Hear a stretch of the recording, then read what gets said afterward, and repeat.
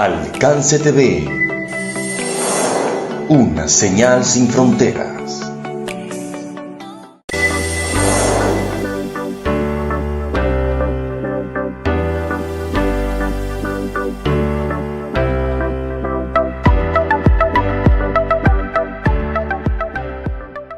Vamos a leer una escritura que se encuentra en el libro de los Hebreos y el capítulo 10 y el verso 23. ¿Sí? Promesas. Eso es lo que queremos compartir el día de hoy.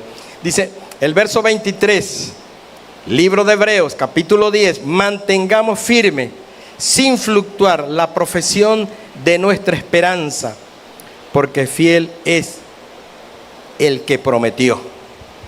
Fiel es el que prometió. Eso lo dice la palabra de Dios. ¿Sí? Alguien prometió algo. ¿Qué fue lo que prometieron? Usted lo va a ver en el contexto de ese pasaje allí. Y él dice, él es fiel, el que lo prometió. Esta nueva traducción que a veces uso yo aquí, más moderna, dice: mantengamos firmes sin titubear en la esperanza que afirmamos, porque se puede confiar en que Dios cumplirá su promesa. Dios hizo una promesa, Él la va a cumplir. Las promesas, en este estudio, pues, usted pueda investigar, pero en este estudio que le estoy presentando, la vamos a dividir en dos ramas principales, ¿sí? Una es lo que son las promesas incondicionales y las promesas condicionales. Promesas incondicionales y promesas condicionales, ¿verdad? Entendemos algo que es incondicional, que no establece una condición, pues, correcto. Por ejemplo, en el caso de las promesas incondicionales, son prerrogativa divina, hermanito querido, solo de Dios. Porque a pesar de cualquier situación que se presente, cualquiera, lo que sea, que quiera chocar con esa promesa, siempre se va a cumplir. Porque es incondicional. Dios tiene la prerrogativa y el poder de que si te dice a ti, Elena, algo, aunque mira, venga lo que venga, Él lo va a cumplir. Porque Él lo ha determinado, Él es Dios, conoce todo, pues. Las incondicionales también son de parte de Dios. Hay unas promesas condicionales. Entendemos lo que es condicionales, ¿no? ¿Ah? Condicionales, lo que es condicionales, que tiene condiciones, pues. En el seguro, que fue lo que yo estudié, en la póliza se le coloca, dice, las letras chiquitas. Damos gracias a Dios porque Dios no nos ha puesto letras chiquitas, las puso bien grandototas, ¿oyó? En las promesas condicionales que tienen condiciones, ¿correcto? Entonces, vamos a ver en esas dos ramas, por ejemplo, el caso del hombre, siempre las promesas de Raúl van a ser condicionadas. Nunca incondicionales, siempre van a ser condicionadas. ¿Por qué? Supongamos, ¿verdad?, que Raúl López diga: pastor, yo voy a venir a las 3 de la tarde, en punto estoy aquí, 10 para las 3 voy a estar acá. Él hizo esa promesa, pero entonces se partió una canilla, ¿ah?, y luego se partió la otra, y está hospitalizado allá, Dios guarde. ¿Puede venir? Está violando su promesa. ¿Por qué? Porque hay una condición adversa que él no puede solucionarla. Mi padre no es así, a él no se le parten las canillas, ¿entiende? Mi padre puede pasar lo que sea, o lo que sea. O sea, hay situaciones o circunstanciales en la vida de los seres humanos que a veces no logramos cumplir lo que queremos porque lamentablemente, pues, las circunstancias que nos rodean son más poderosas y por ende, pues, no podemos cumplir a veces. No quiere decir que no debemos de cumplir. Estoy hablando que esa es una de las razones por las cuales nosotros como humanos estamos limitados y que nuestras promesas siempre van a ser condicionadas. Ya sea que yo ponga mi condición por X, Y, como en el caso divino, Dios da algunas promesas condicionadas, correcto, porque Él quiere que tú actúes, y las promesas de Dios que son incondicionales, pese a que incluso se oponga a la misma persona. Dios ya determinó eso, y eso es así, correcto, y lo vamos a ver a través de las Escrituras. Dios siempre va a cumplir lo que Él promete, y estoy hablando de aquellas promesas que son incondicionales. Por ejemplo, en el caso del reinado o de la herencia que Dios le da una promesa al rey David, ¿verdad? ¿Se acuerda? Dios le dio una promesa poderosa que pudiéramos decir nosotros, bueno, eso no se va a cumplir, porque no se cumplirá, o ya se cumplió, o no se puede cumplir, porque las personas a las cuales, comenzando por el rey David, se portaron mal. El rey David se portó mal, pero Dios hizo una promesa. No quiere decir que Dios no vaya a retractarse cuando dice algo, y digo retractarse no porque Él se retracte porque no sabe lo que está haciendo. Porque explico esto, mire, tenemos un caso en la Escritura, como es el caso de Elí. O sea, Dios dijo que iba a hacer algo, ¿verdad? ¿Te entiendes? Dios dijo que iba a hacer algo, que la familia de Elí iba a estar calidad, que todo iba a estar bien, que todo iba a estar chévere. Pero en esa Escritura, Dios trata de, voy a utilizar este término, no sé si está de acuerdo conmigo, como humanizándose Dios allí, humanizándose Dios, y dice Dios, no haré yo tal cosa, no haría yo tal cosa, de que a usted le vaya a ir bien, compañero, a usted no le va a ir bien. Ahí nosotros vemos que tiene que ver con el individuo también, con la persona. Dios te dijo, te ofreció algo a ti, pero la actitud que tú asumiste en un momento, pues, la promesa que Dios te dio, Antonio, iba condicionada, ¿entiendes? Si anduvieran en mis caminos, ¿verdad, Carlos? Eso se llama condición. Él a Elí le dio una condición, y entonces él no le dice, no haga yo tal cosa, porque yo honraré a los que me honran, pero tú no me estás honrando a mí. Nosotros necesitamos honrar a Dios, porque Él tiene cosas para nosotros, que lo haya dicho Él, sí, esto es importante, hermanito querido, bajo situación de condición. Entonces, pero ¿será que Dios se retractó porque no supo lo que iba a hacer? No, hermanito, no se trata de eso, se trata de ti, y eso es lo que necesitamos aprender hoy, con relación a las promesas. Si la promesa que Dios te hizo a ti o que me hizo a mí es condicionada, entonces no la va a cumplir. ¿Por qué no la va a cumplir? Porque yo violé la condición, porque yo no cumplí la condición. No es que Dios se echó para atrás, no, porque Dios no es hombre para que mienta, ni hijo de hombre para que se arrepienta, sino que el problema es que yo no vi que la promesa, lo que se me planteó a mí, era condicionada, y por esa razón, pues, yo creo que como es Dios, Él no se va a echar para atrás. No, ya va, caballero. No viste la promesa. Lo que Él te ofreció a ti, no la analizaste, no la entendiste. Creías que era una promesa incondicional, que las hay. Y en este caso vamos a ver algunas. Por ejemplo, decíamos que Dios le dio una promesa al rey David, y a pesar de la actitud de él, la promesa se mantuvo firme. Segundo libro de Samuel, capítulo 7 y el verso 16 dice: y será firmada tu casa y tu reino para siempre delante de tu rostro, y tu trono será estable eternamente. Bueno, eso ha tenido sus picos que llamamos, ¿no? Sí, está consciente de eso, ¿no? Pero la palabra dice que ese trono será estable como eternamente. En el Evangelio de Lucas, capítulo 1 y el verso 32 y 33, dice el escritor Lucas, dice, verso 30 y 32, perdón: este será grande y será llamado Hijo del Altísimo, y el Señor Dios le dará el trono de David su padre, y reinará sobre la casa de Jacob para siempre, y su reino no tendrá fin.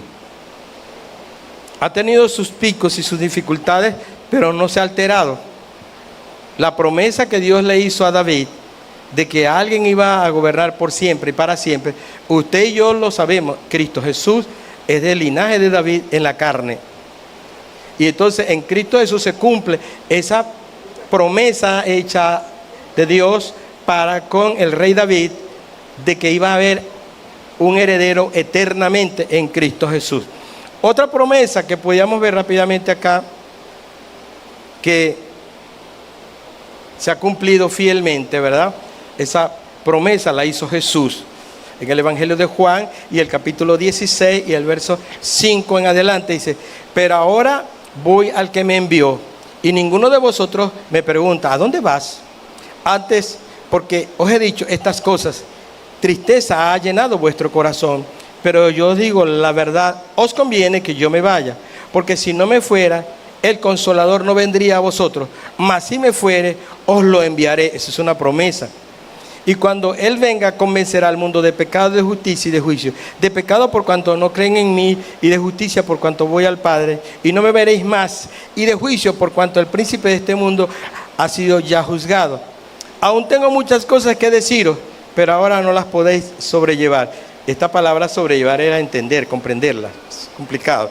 Pero cuando venga el Espíritu de verdad, Él os guiará a toda verdad, porque no hablará por su propia cuenta, sino que hablará todo lo que oyere, y os hará saber las cosas que habrán de venir. Él me glorificará, porque tomará de lo mío y os lo hará saber.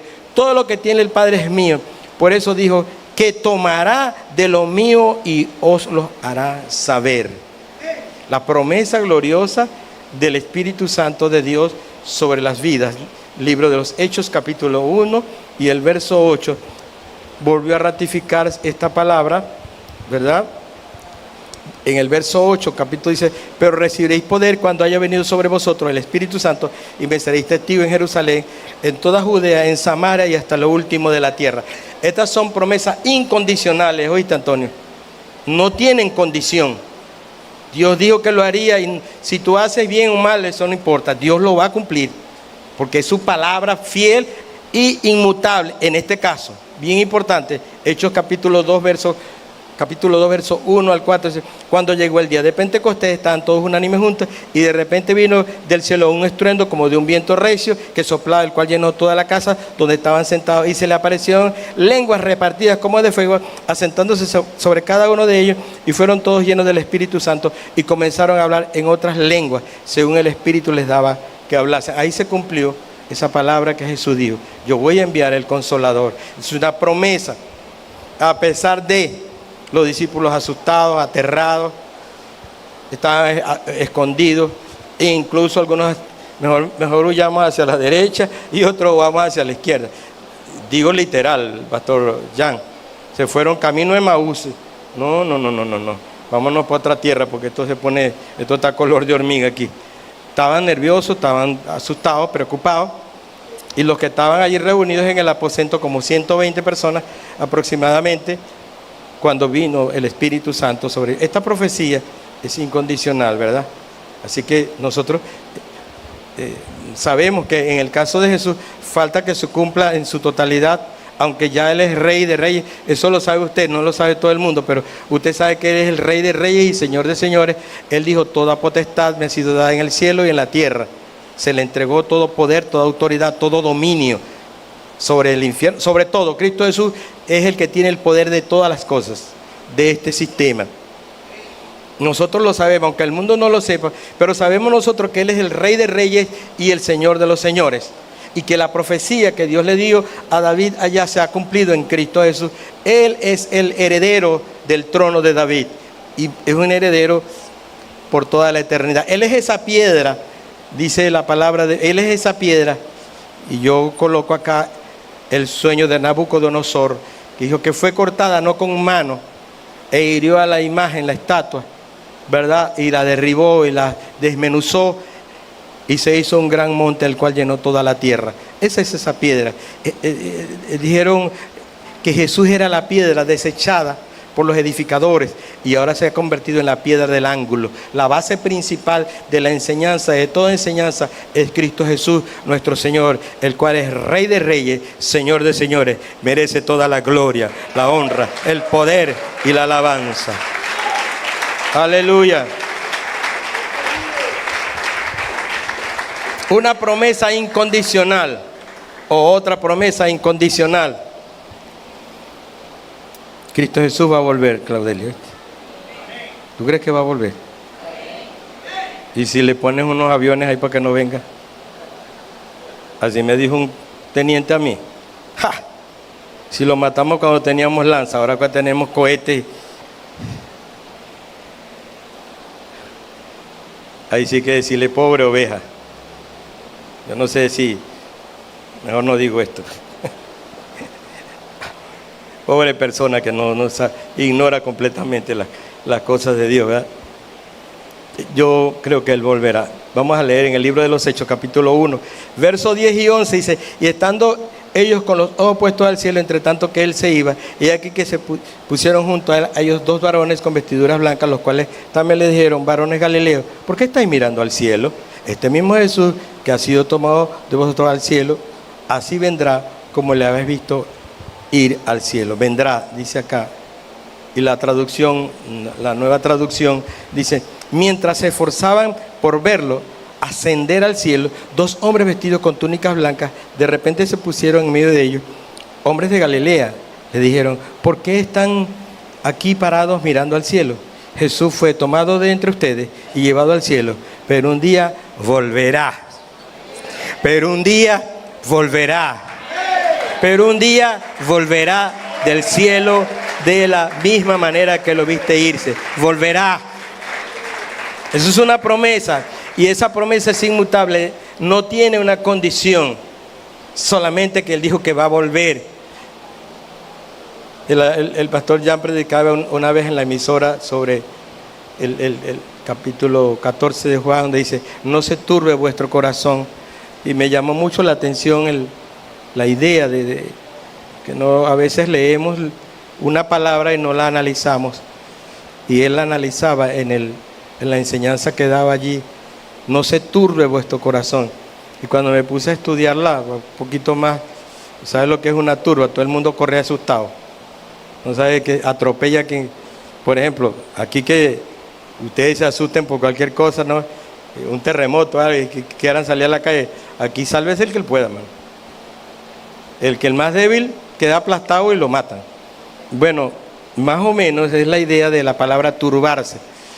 Puede estar en un grado mayor como el que yo estoy describiendo o en un grado menor. Pero es así, confusión total. Susto, no se coordina. Jesús le dijo a los discípulos: no se turbe vuestro corazón, no tengan miedo. En la casa de mi Padre hay muchas moradas. Si no fuese así, yo no lo hubiera dicho: voy a preparar lugar para vosotros, para que donde yo esté, vosotros también. Y si me fuera y prepararé el lugar, vendré otra vez. Y esto es tremendo, Rodrigo. Vendré otra vez. ¿Sabes qué dijo? Para tomarme. ¿Qué dice Rodrigo? Para tomarme a mí mismo. ¿Quién entiende eso? Nosotros lo entendemos por la palabra de Dios. ¿Tú sabes por qué Él dijo tomarme a mí mismo? Porque tú eres parte de Él, Rodrigo, ¿entiendes? Tú eres su cuerpo, Él es la cabeza y tú eres su cuerpo. Él tiene su cuerpo acá. No está sin cabeza. El Espíritu Santo nos guía a toda verdad. Pero entonces, como tú eres parte de su cuerpo, Él dijo: vendré otra vez para tomarme a mí mismo. O sea, para llevarte a ti, Rodrigo, pues. Él volverá. Él volverá. Y esa es una promesa inmutable. Y esa es una promesa que no tiene condiciones. Es incondicional. Aunque pase lo que pase, Cristo Jesús dijo que iba a volver y va a volver. Cristo Jesús dijo que va a volver y va a volver. Cristo Jesús va a regresar. Viene a buscar a los suyos, a los que son de Él. Dice la palabra de Dios: conoce el Señor a los que son suyos, y apártese de iniquidad todo aquel que invoque el nombre del Señor. Amén, aleluya.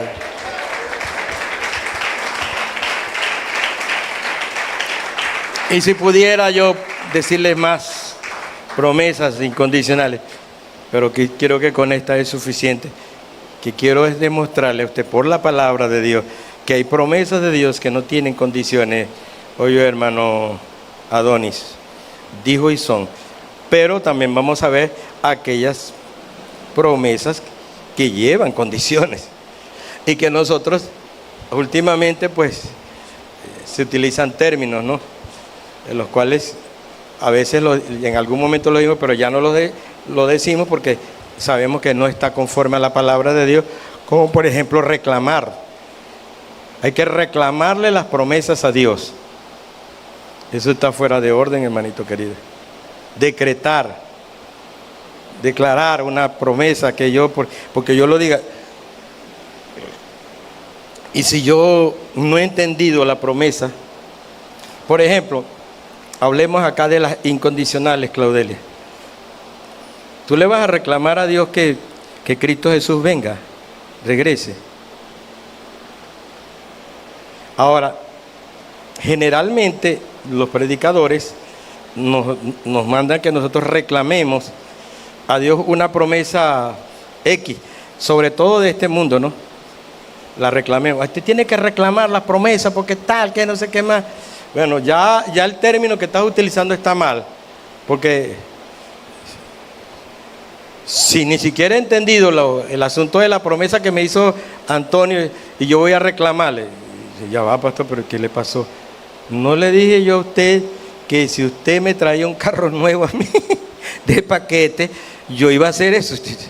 Que usted no leyó el condicionado, usted está equivocado. No, pero que tú me dijiste. Sí, yo te dije, pastor, pero vamos al punto, porque todo está escrito, por cierto. Todo está escrito. Ayer yo le envié unos mensajes al hijo mío. Y me dijo, papito, ¿qué tal? Que no sé qué. Hijo, lee el mensaje, no lo has leído bien. Tienes que leer el mensaje, lo estás leyendo. No, porque tú dijiste que... No voy a discutir contigo, lee el mensaje. No le dije, jejeje, jajajaja, perdón papi, no había leído bien. Antonio me dijo, mire pastor, yo le voy a regalar la bicicleta a usted si usted me trae el carro nuevecito de paquete. A nombre mío, yo le doy la bicicleta. No, que tú nunca me diste la bicicleta que me prometiste. Ay, ¿dónde está el carro que yo te dije que me dieras? Si no, no da la bicicleta. Estoy hablando aquí con proporciones abismales, pero estamos hablando de condiciones. Entonces, en este caso, pues nosotros necesitamos, ¿verdad?, entender este asunto, ¿correcto? Las promesas condicionales, creo que con esto es suficiente, las promesas incondicionales de Dios, que es el único que puede hacer, ¿oyó? Usted no puede hacer promesas incondicionales, no tiene el poder para hacerlo. Dios sí lo tiene, nosotros no. Pero nosotros sí hacemos promesas, como el caso de Antonio que quiere el carro y para regalarme la bicicleta, pues. Entonces yo no puedo llevar ese carro, así que nunca voy a tener la bicicleta porque estamos fregados. Me estableció un bloqueo ahí, yo no puedo superarlo. ¿Cómo lo supero? Entonces, entendemos que las promesas condicionales llevan consigo siempre un requisito, ¿correcto? O una condición, o lo que se llama una exigencia u obligación en las partes. En este caso, esa promesa. Por ejemplo, esta promesa está, y que tiene que ver con salvación y todo, pero cuando usted la lee, se va a dar cuenta que lleva consigo una condición. Juan capítulo 11, versos 25 y 26, le dijo Jesús, yo soy la resurrección y la vida. El que cree en mí, aunque esté muerto, vivirá. Y todo aquel que vive y cree en mí no morirá eternamente. Y luego hace una pregunta, ¿crees esto? La pregunta que hago yo, ¿esta es una promesa condicionada? Claro que sí. ¿Por qué? ¿En qué está condicionada, pastor? Que tienes que creer en Él. Si tú no crees en Él, estás raspado. Ah, no, pero que yo digo que... No. Jesús le dijo, yo soy la resurrección y la vida. Él, la condición. El que cree en mí,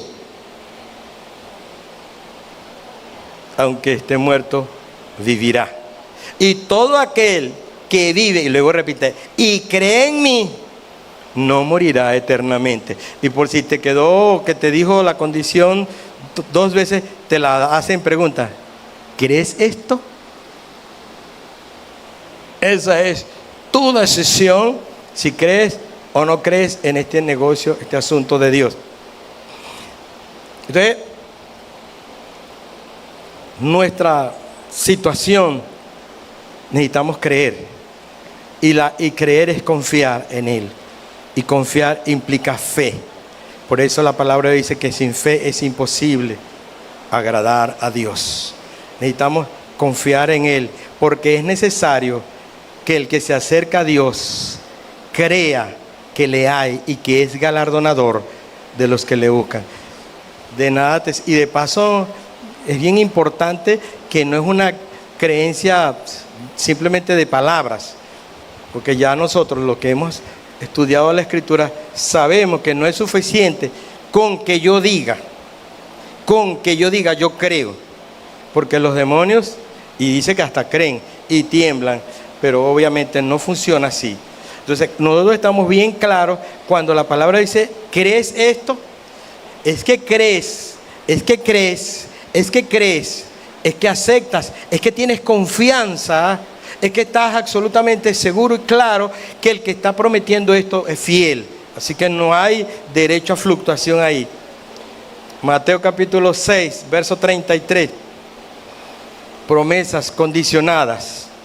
Mas busca primeramente el reino de Dios y su justicia, y todas estas cosas serán añadidas. Aquí está hablando de la ansiedad, de las cosas que normalmente tenemos en Mateo capítulo 6 y el verso 33.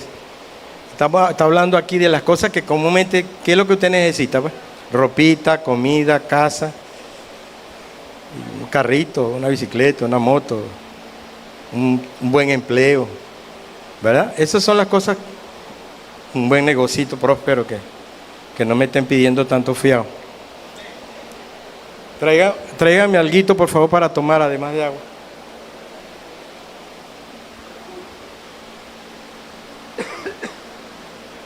Ajá. Esto es una promesa.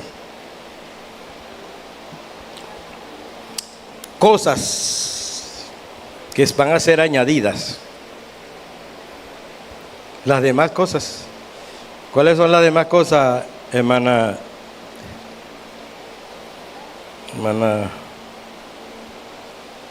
esposa de Carlos? Liliana.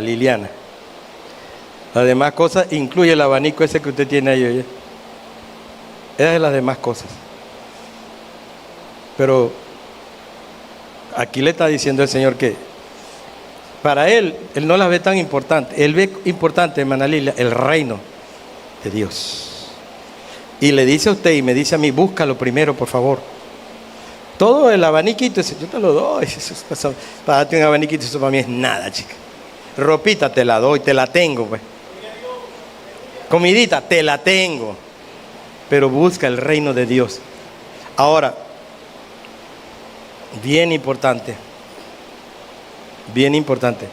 La misericordia de Dios es muy grande, ¿yo?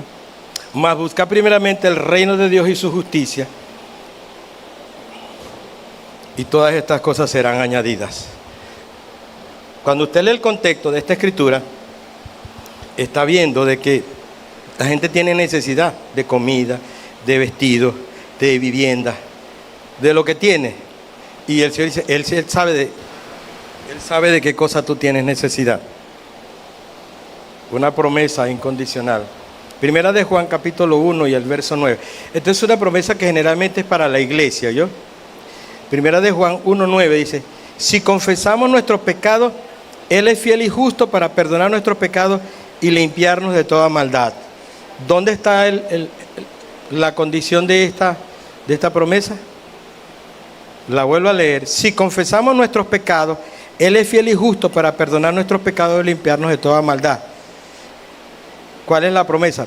Perdonará nuestros pecados, ¿verdad? Y nos va a limpiar de toda maldad. ¿Y dónde está el condicionado de esta parte? ¿Ah? Si confesamos nuestros pecados. ¿Ve? Ahora, si usted comete un pecado y usted no lo confiesa, por eso la Escritura es enfática. Dice, el que confiesa su pecado y se aparta, alcanzará misericordia no quiere decir que Dios es tolerante al mal, sino que es inmensamente compasivo. Tiene compasión de usted. Ahí se activa la gracia. Y cuando abundó el pecado, sobreabundó la gracia. O sea, la misericordia de Dios, Pastor Antonio, son tan grandes que obviamente te coloca un condicionado allí. Porque mira, estás pecando, por favor. Te vas a pecar y te vas a hacer el que no hiciste nada. Eso está mal. Por eso es que debemos asumir nosotros nuestras responsabilidades. Y yo siempre le he hablado a ustedes aquí, porque para muchos cristianos es muy fácil culpar al diablo, culpar a la esposa, culpar al esposo, culpar a los hijos, culpar a la iglesia, culpar al pastor e incluso culpar a Dios. Culpar a Dios. Ahorita en la política, hermano querido, mire, yo he hablado con algunos cristianos que tienen sus pensamientos políticos, ¿no? Y como la situación llegó a tal crisis en nuestra nación, y que como ustedes saben que estamos en la crisis política, gubernamental, y que fuimos invadidos. Eso no es que no lo sabemos. Y bueno, gloria a Dios. Eso es una realidad que no la podemos obviar. Entonces, algunos cristianos dicen, bueno, usted sabe, bueno, Dios es el que sabe todas las cosas, porque Él es el que decide. En otras palabras, la situación de nuestra nación, me estás insinuando que Dios tiene la culpa. Y yo voy a decir, como dijeron los judíos, sí, tú eres el culpable, pero no es el culpable directo. Aquí alguien muy sabio, el tipo dijo algo que, pues yo creo que es verdad, no está en la Biblia, pero él dijo algo glorioso. Dijo, la oscuridad no existe, y la oscuridad es porque hay ausencia de luz. Wow. ¿Y por qué el mal impera en el mundo? Porque está la ausencia del eterno Dios en los corazones. Mientras hay ausencia, la gente dice, pero Dios es que todo lo puede, pero y hay tanta maldad en el mundo. ¿Por qué hay tanta maldad? Porque hay ausencia de Dios en esos corazones. Dios no está allí e impera la maldad. Entonces, en este caso, nosotros necesitamos entender que hay promesas en Dios. Dios te promete a ti algo. Por ejemplo, Él promete que tú te equivocaste, Belinda Montiel, ¿sí? O González. Montiel, eres Montiel. De los Montieles, monteleados. Montiel. Él te dice que Él te perdona, pero tú tienes que confesar tu pecado, amiguita, me vas a disculpar. Es más, que de aquí se agarran mucho la Iglesia Católica y dice, confesad vuestras ofensas unos a otros para que seáis sanados. Esto es el caso de que Rodrigo y yo tengamos un rollo, es mejor que nos pongamos a cuenta los dos. Vamos a hablar, claro. Eso nos ayuda a deslastrarnos de esa condición. Entonces, si usted pecó, ¿qué es lo que tiene que hacer? Confesar, hermanito. Y no vaya a poner un sacerdote, vaya a Dios. Derrame su corazón a Él y reconozca que yo no quiero hacer más eso, Señor. Ok, no quiere decir que no lo vaya a hacer. Ojo, eso es otro asunto, ¿no? Entonces, estas son promesas condicionales. Ahora, aquí voy a tratar de desmechar un poquito más de este asunto de las promesas, porque me queda un poquito de tiempo y he ido avanzando bastante bien. Quiero hablar de unas promesas específicas. Y esto es un poquito complicado y no me vayan a tirar tomate. De antemano les pido que no me tiren tomate. Pero yo voy a ir a la Escritura, porque necesitamos conocer esto, hermano. Mira, hay cosas que nosotros podemos apropiarnos de ellas, y eso no está mal. Pero específicamente para quién fue, eso es lo que queremos tocar también allí. ¿Entiendes? Porque hay promesas, ya hablamos promesas generales, ¿verdad? O promesas incondicionales, promesas condicionadas, y ahora vamos a ver unas promesas específicas. Hay promesas específicas. Bueno, que usted la quiso agarrar, hermana Nubi, para usted es mía. Bueno, no vamos a pelear por eso, pero eso es una promesa específica. Y queremos ver aquí, Deuteronomio capítulo 11, el verso 22 y 24, dice la palabra de Dios. Porque si guardareis cuidadosamente, está hablándole Dios al pueblo a través de Moisés. Estamos claros, ¿no? Dios le está hablando al pueblo de Israel a través de Moisés. Porque si guardareis cuidadosamente, y esta es bien condicionada, por cierto, todos estos mandamientos que yo te prescribo para que los cumpláis, y si amares a Jehová vuestro Dios, andando en todos sus caminos y siguiéndole a él, Jehová también echará de delante de vosotros todas aquellas naciones. Jehová también... Ya va. Hay una cosita aquí. Jehová, verso 23, Jehová también echará de delante de vosotros todas estas naciones y desposeeréis naciones grandes y más poderosas que vosotros. Todo lugar que pisare la planta de vuestros pies será vuestro, desde el desierto hasta el Líbano, desde el río Éufrates hasta el mar occidental, será vuestro territorio.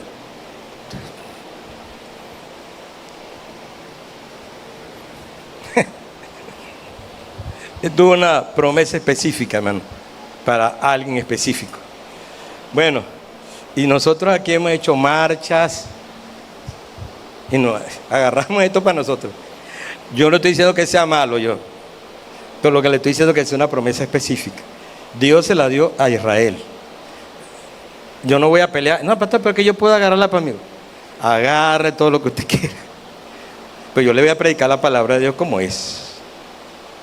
Estoy diciendo que esta es una promesa específica. Dios, y hasta le dijo todo lo que iba a hacer. Si hacían lo que Él les ordenaba que hiciera, Él le dijo, lo que pise la planta de vuestros pies será para ustedes.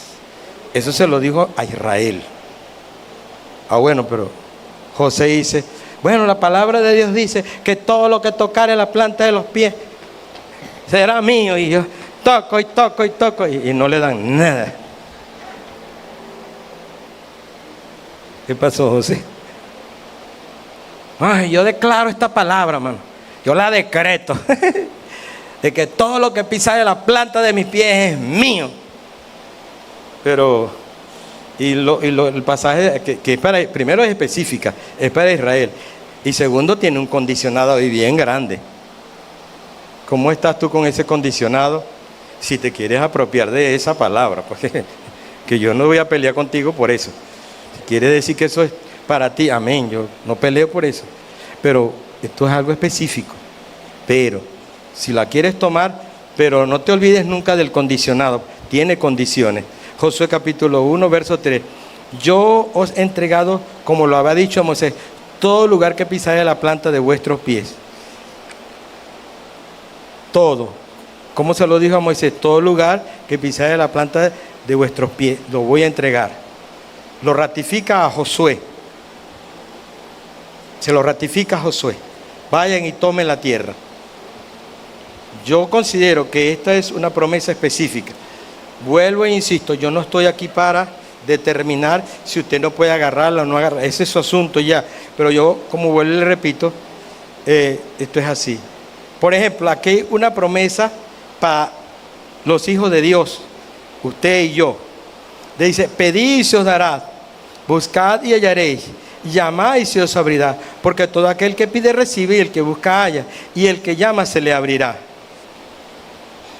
Aquí esto, mire, tiene condiciones, hermanito querido.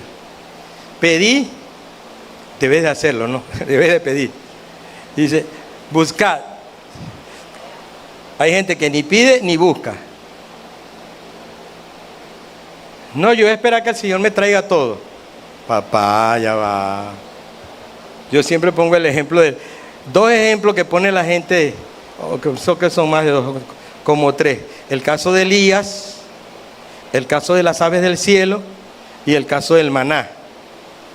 Pero me gusta el del maná, ¿no? Porque el maná venía del cielo, ¿no? ¿Sí? Hay algunos creyentes, y me va a disculpar, que quieren que Dios les mande el maná, ¿entiendes? Entonces Dios, como esa era como unas cositas que caían, unas hojaldre, dice, bueno, ya era cuando lo preparaban el hojaldre, ¿no? Pero eso llenaba como una semilla.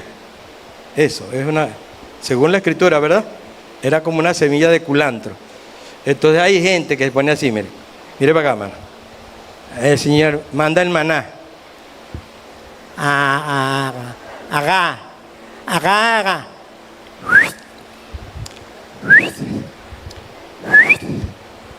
Fallaste. Haga. ¿Qué es eso, hermano? La Biblia dice, amiguita, que Dios enviaba todo ese maná. ¿Y qué tenía que hacer el pueblo? Doble el lomo, caballero. Doble el lomo.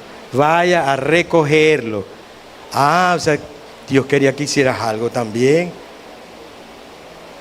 Entonces, en estas escrituras que la palabra de Dios nos está dando a nosotros, así como en todos, hay casos excepcionales. El caso excepcional como Elías, que Elías le pusieron, no solo le pusieron el pan, sino que lo pusieron calientito ahí, y que me quieres morir, come, no, vamos, me quiero morir. Agarró, está bien, pan, está bien, bueno, gracias, soy un buen panadero, gracias. Eso es un caso excepcional, hermano querido.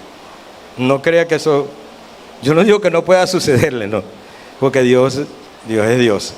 Pero usted no puede estar esperando que eso sea así la vida normal, no. La vida cotidiana no es así, hermano. La vida cotidiana tienes que doblar el lomo.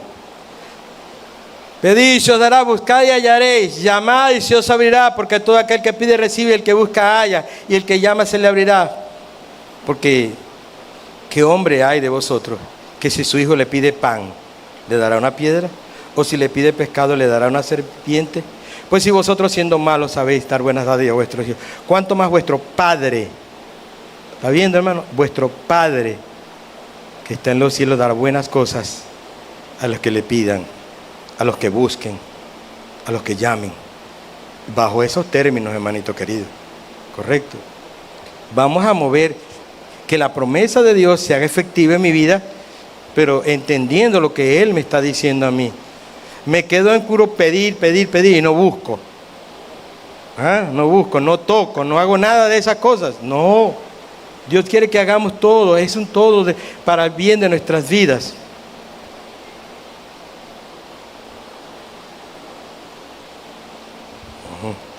Primera de Juan 5. 5:14. Y esta es la confianza que tenemos en Él. Que si pedimos alguna cosa, eso lo sabe por allá, ¿dónde está Livingston? Ese es el texto de Livingston, poderoso pasajero. Y esta es la confianza que tenemos en Él. Que si pedimos alguna cosa, ¿cómo? Conforme a su voluntad, Él nos oye. Qué bonito, ¿verdad que sí? Pero ¿cómo debemos pedir? ¿Conforme a qué? Como yo quiero, Señor, porque yo quiero esto. Yo quiero que mi esposa sea María. Y yo quiero que mi esposa sea María. Yo quiero que mi esposa sea María. Si yo pido conforme a qué.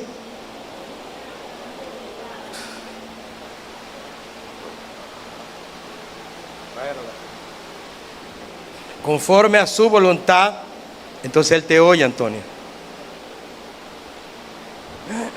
Si usted no está pidiendo conforme a la voluntad de Dios, pastor, ¿y cómo hago yo para saber si es la voluntad de Dios? La palabra, hermanito querido. Vaya a la palabra, indague, curucuté por allí. El Señor Jesús no dijo curucutear, eso es un término llanero. Él dice escudriñate. Es lo mismo yo. Allá en el llamo decir, si el Señor Jesús hubiera sido llanero, hubiera dicho curucutear las escrituras.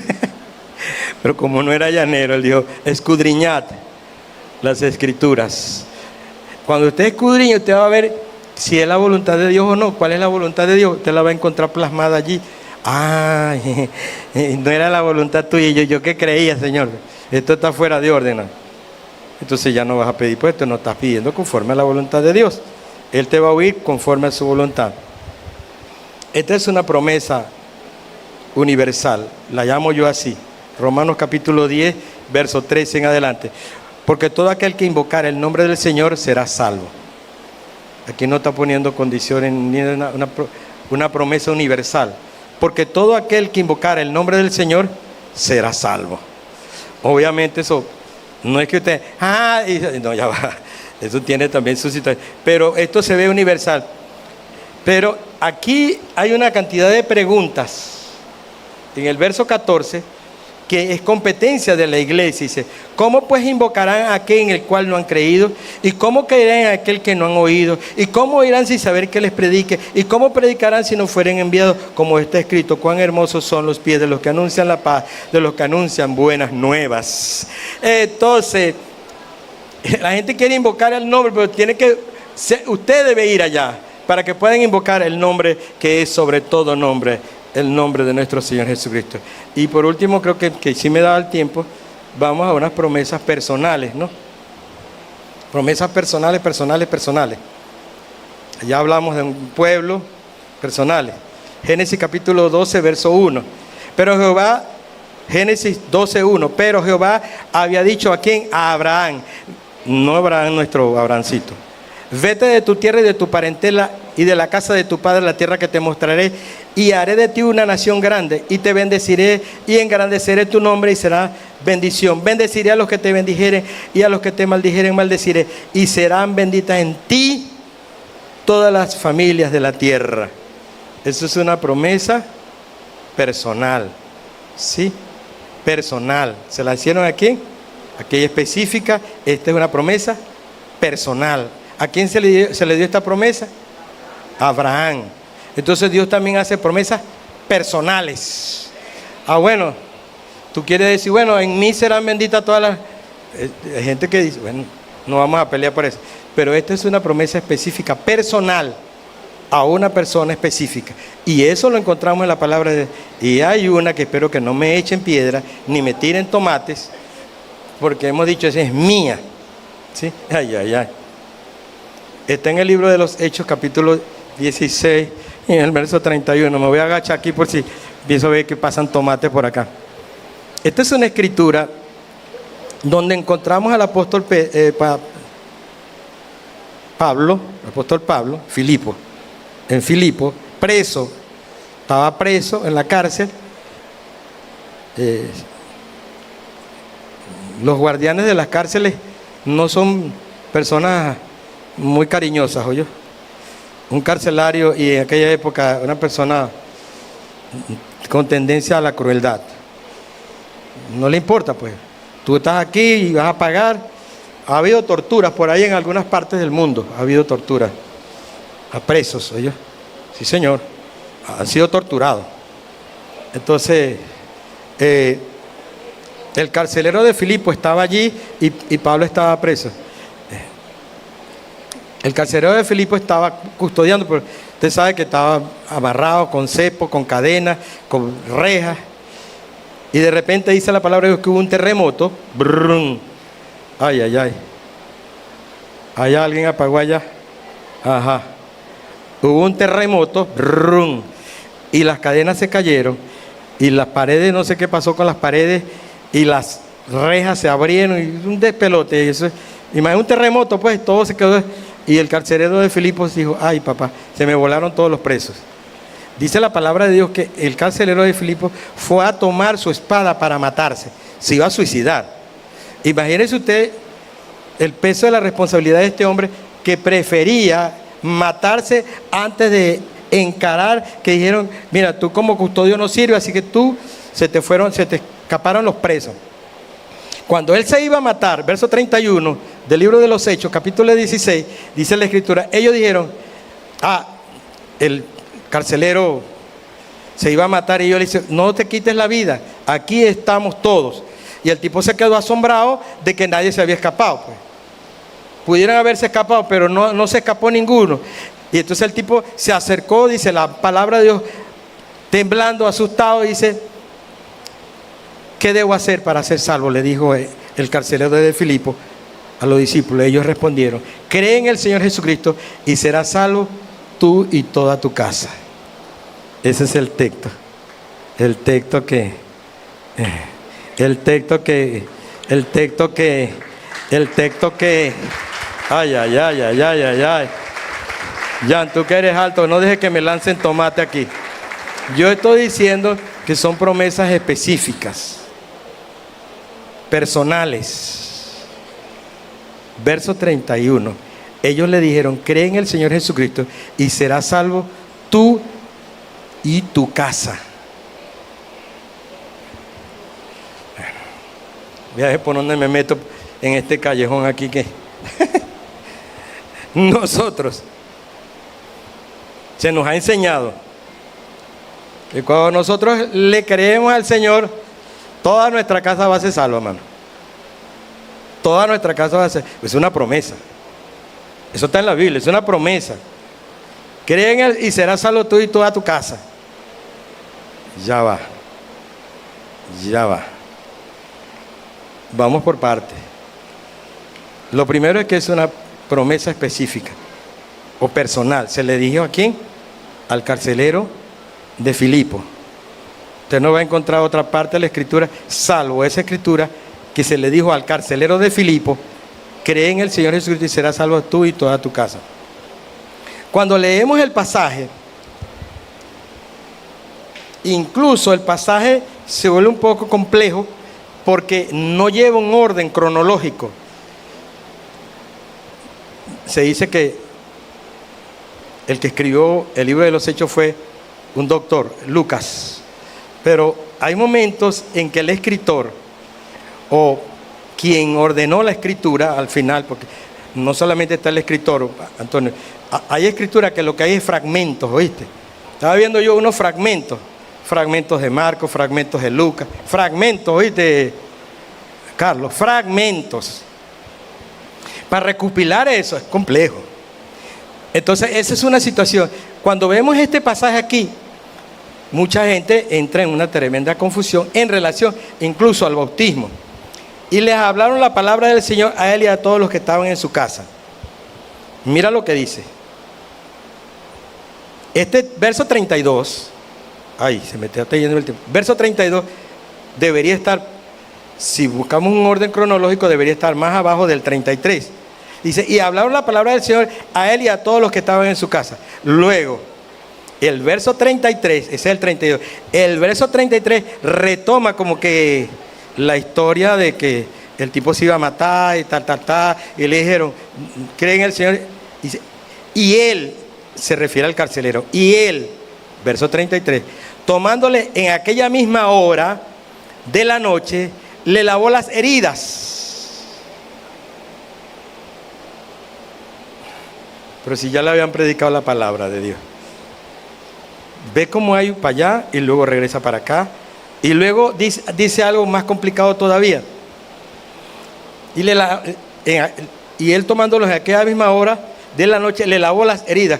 Ahí hay un punto y coma. Al menos los que organizaron esto establecieron un punto y coma acá.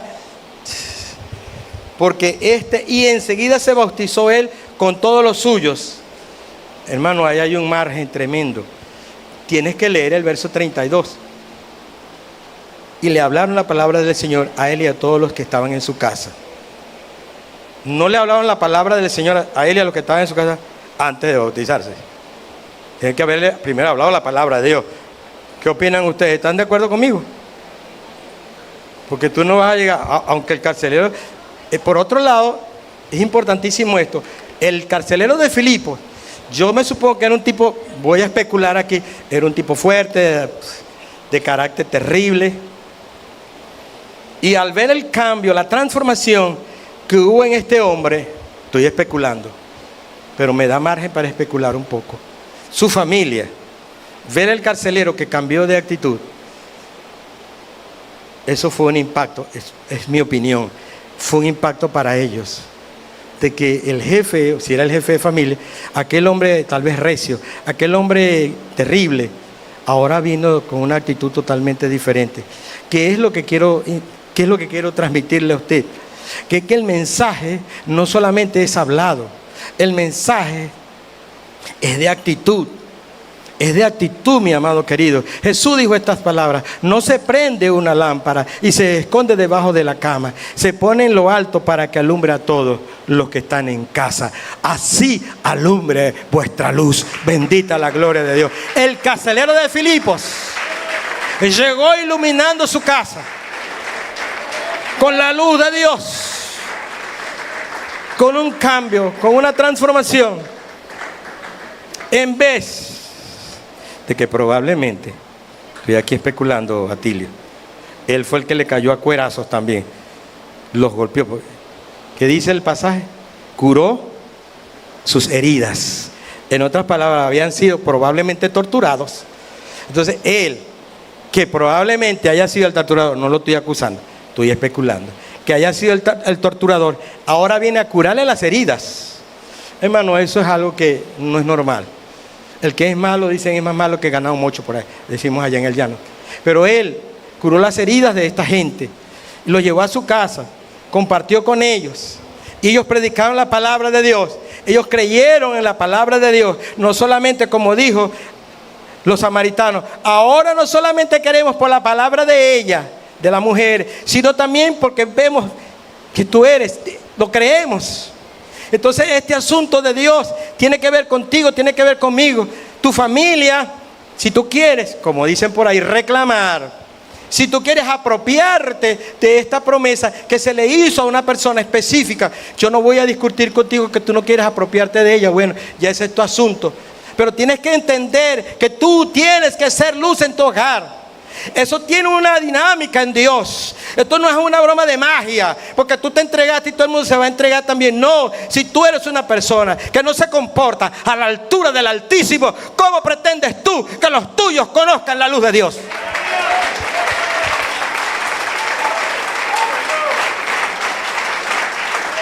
Bendita la gloria de mi Dios.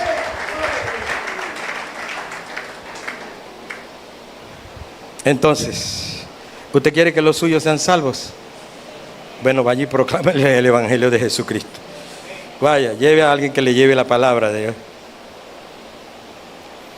Quiero finalizar con dos pasajes más en Eclesiastés 5:4. Cuando Dios hace promesa, no tardes en cumplirla, porque Él no se complace de los insensatos. Cumple lo que prometes. Y voy a dejarle esto como un texto para ustedes, ¿sí?, que yo lo llamo una promesa de esperanza. Se encuentra en el Antiguo Testamento, pero como yo sigo creyendo en el Antiguo y el Nuevo Testamento,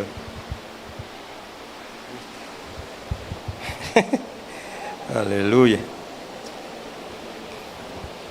vamos a agarrar esta promesa para todos nosotros el día de hoy, ¿sí? Isaías 41:10, para que se la aprenda, por favor. Isaías 41:10. No temas. Sé que el profeta se dirigía al pueblo de Israel y dice: no temas, porque yo estoy contigo. No desmayes, porque yo soy tu Dios, que te esfuerzo. Siempre te ayudaré, siempre te sustentaré con la diestra de mi justicia. No temas, porque yo estoy contigo. No desmayes, porque yo soy tu Dios, que te esfuerzo. Siempre te ayudaré, siempre te sustentaré con la diestra de mi justicia. Amén. Amén. Amén. Gracias, Señor, porque hasta aquí nos ayudó el Eterno.